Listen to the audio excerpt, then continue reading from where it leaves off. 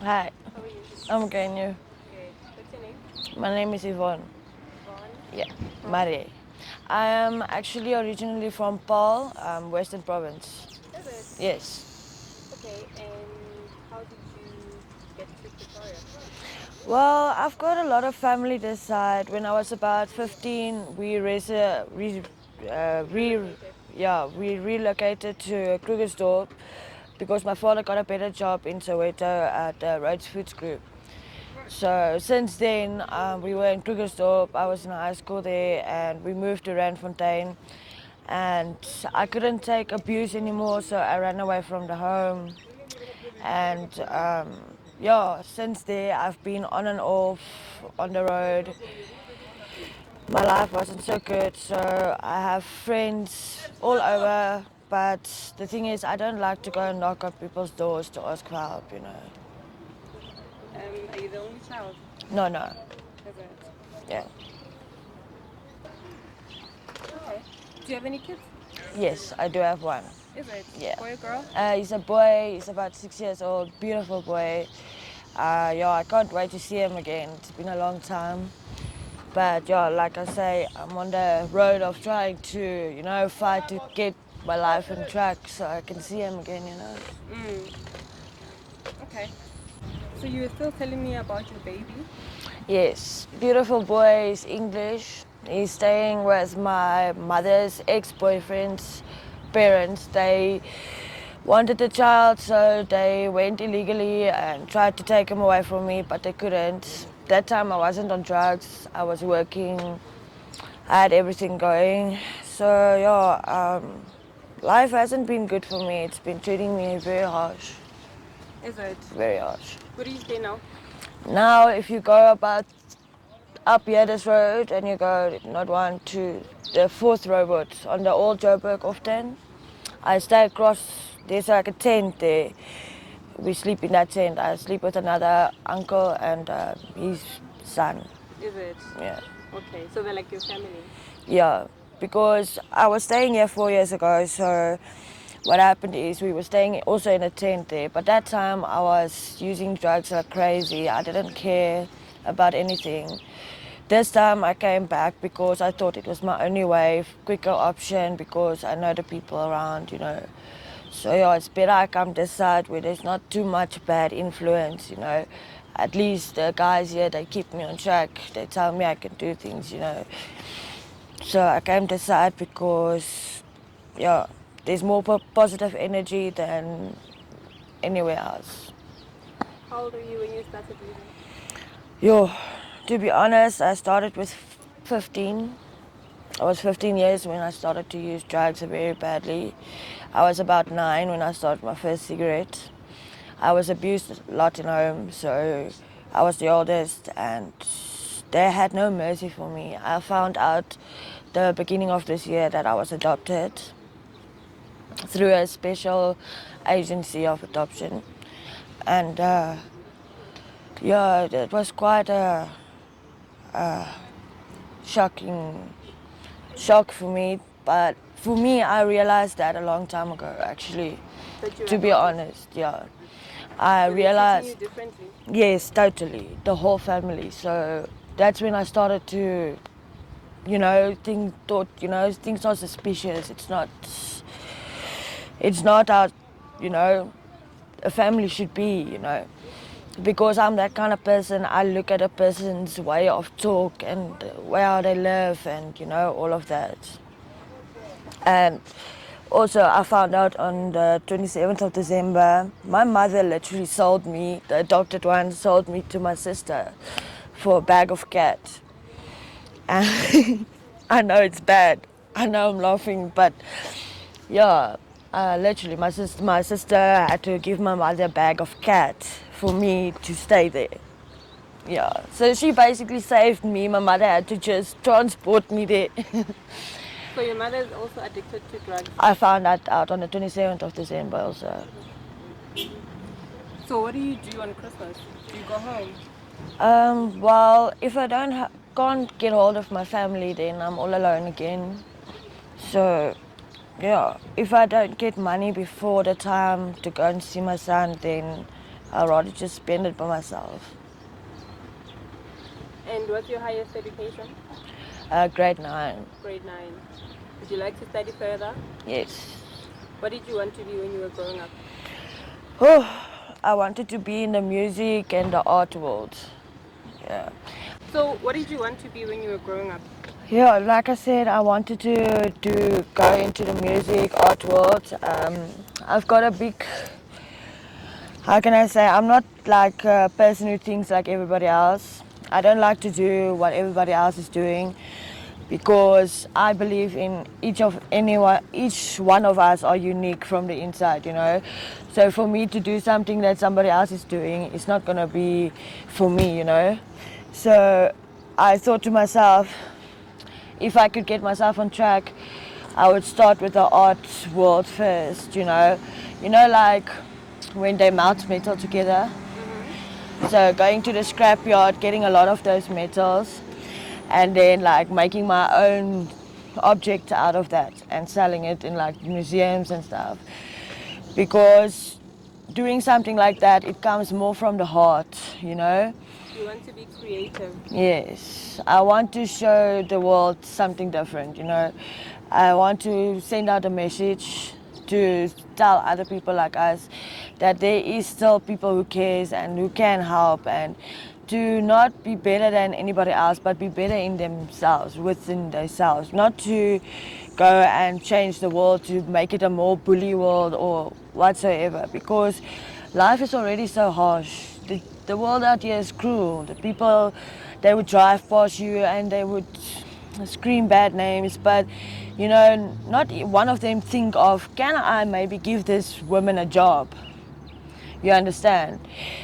Because people that's standing on the street like that, you know, and they accept help, they aren't people who steal or rob. You understand what I'm saying?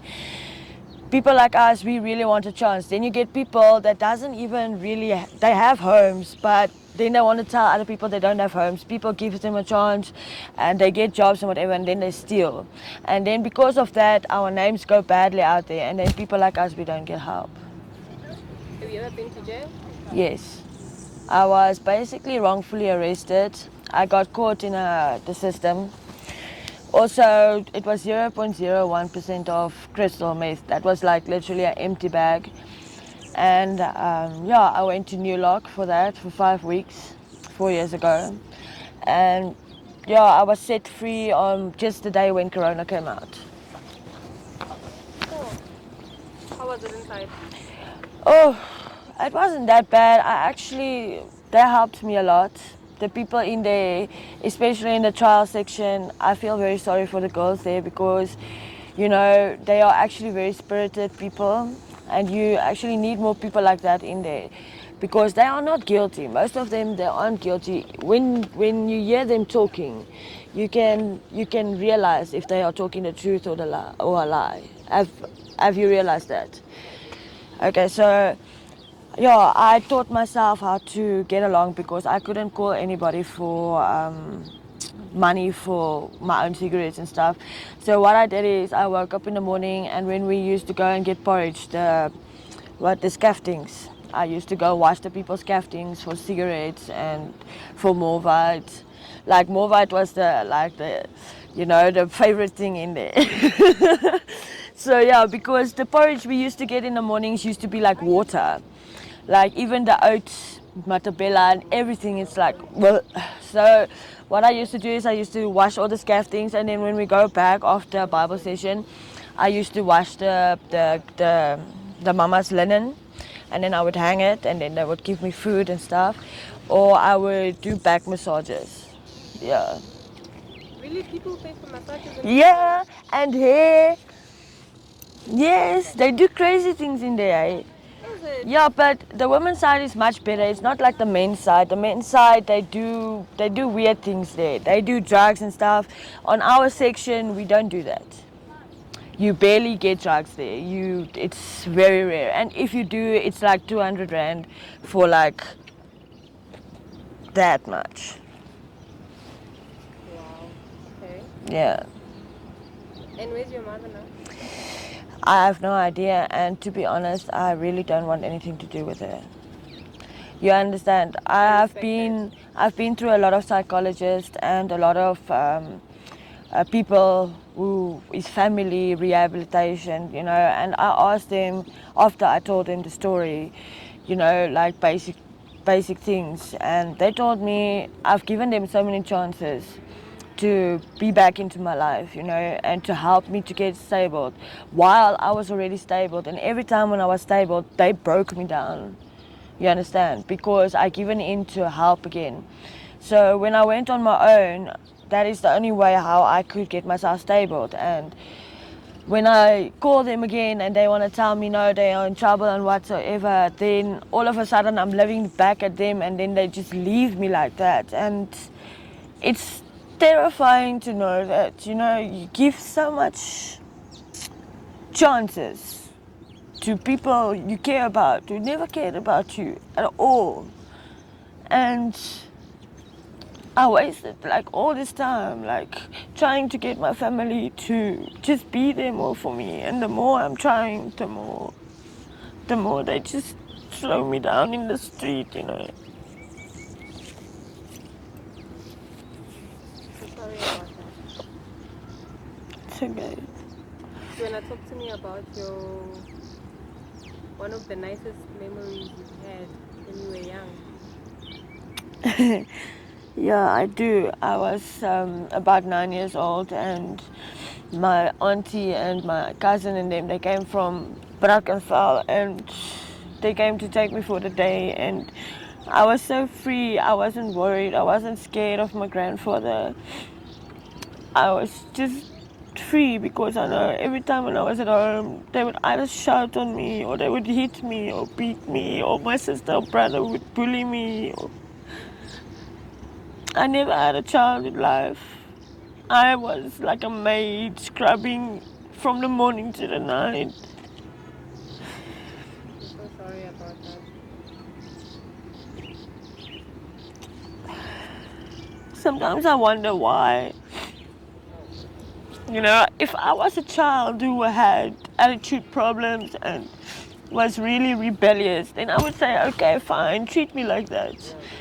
But I barely gave my parents any drama. You can go and call the schools I was in, primary school, Noordeind, primary school, Drakenstein, primary school, Noordeind, primary school, Drakenstein, high school, Laborie, high school, Bastion. You can ask all the teachers. They got personally involved with me because when I come across them, they could see something is wrong, you understand? And I used to fall asleep on my arms in school, and my own self-respect was like broken. So I was very sensitive. You could see that, you know, I wasn't doing good. So they always got involved and helped me. And when I went to school, they would give me food. And they would always ask me how I'm doing. And I was always so scared to talk to them because my mother was like, if I talk to them, then, you know, she would take me out of school. And I knew if she take me out of school, she would beat me and stuff like that. But that wasn't the problem. My grandfather was in the intelligence. So before he died, I was very scared of him because, you know, people in the intelligence, they can get anything right, you understand?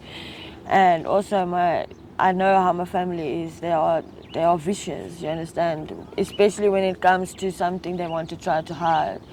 Especially with my mother, she knows how to manipulate somebody. No offense, I know it's probably not something to talk about, but this is the whole problem that started between the whole family because, I mean, I was never a person to pick on anybody. I rather try to take myself and put myself one side out of a situation like that than to be in a situation like that.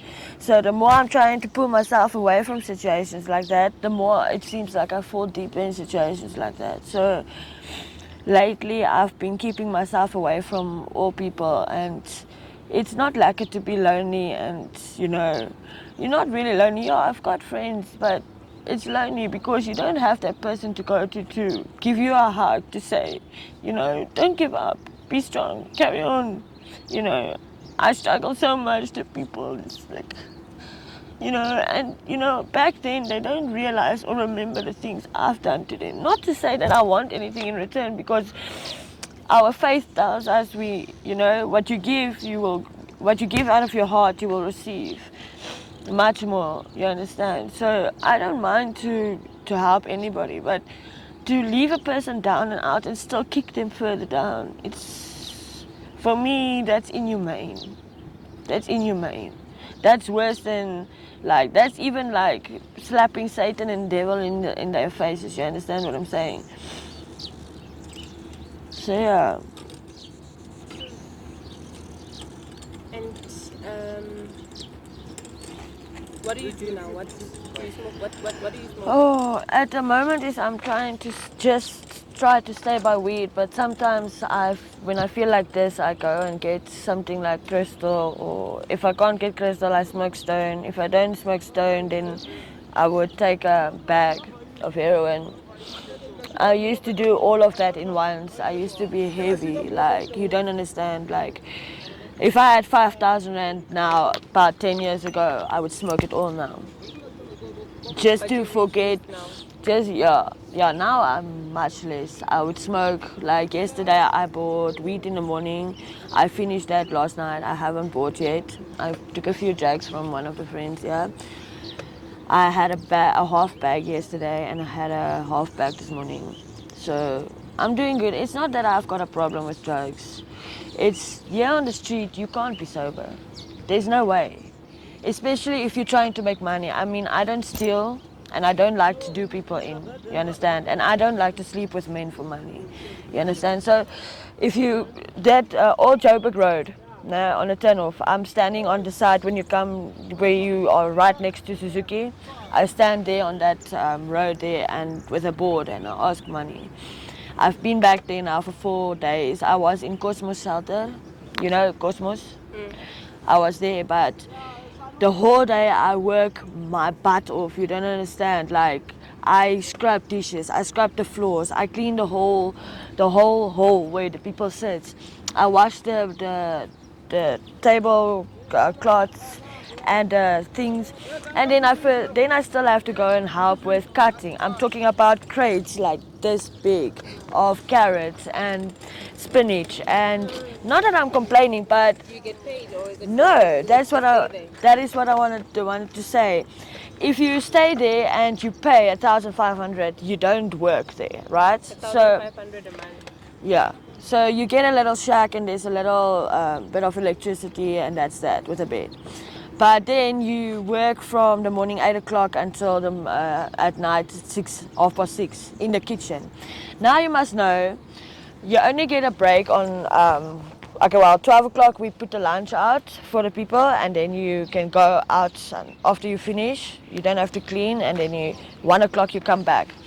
Now the problem is I was the youngest there. I don't like to work the whole day. So if I see this pile, I would start to, get that done because I'm not going to wait for other people to come and help me, you understand? Because then the whole day you sit, at night time they're going to throw you out anyways because you haven't done nothing. But now I see the other girls, they are clever. They sit on 5 potatoes the whole day where I have to do the rest. You understand what I'm saying? And then they still want to shout on me. The previous day I had taken my own lunch bread and I heated it in the pots. That's what we do in the kitchen because they steal our bread.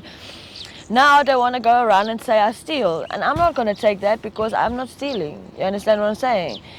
You understand what I'm saying? So, I mean, I'm not getting appreciated there. I'm in the middle of nowhere. I don't have anybody who brings me money or helps me with cigarettes. So where must I get that from?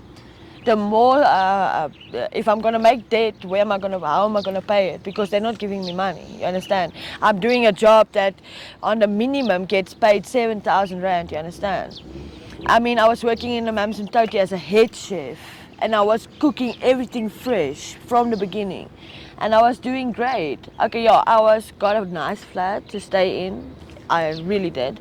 And I get food, like unlimited food, whatever I want to eat, I can eat, you understand?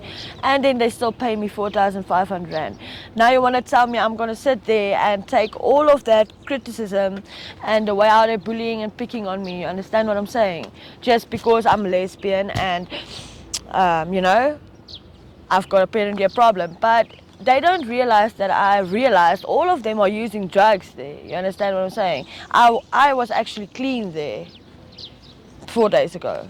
I was totally clean. So you came back 4 days ago. Yeah. And do you know this uncle that you're staying with? Yeah, I know him from that time. I don't know if you guys are around all the time, but there's a young boy with a woman. They also stand at the robots. The uncle is in a wheelchair. All four, five of us, we stand there. That guy that was just here, he's always with the uncle on the robot there. Yeah. So yeah, it's us there. The last time I was here 4 years ago, I had people who helped me wash my clothes, and I had people who bought me food. So that time wasn't really a problem. I think they will realize or remember me from that time again and probably see me there and help me, you know. Okay, thank you so much for taking time out.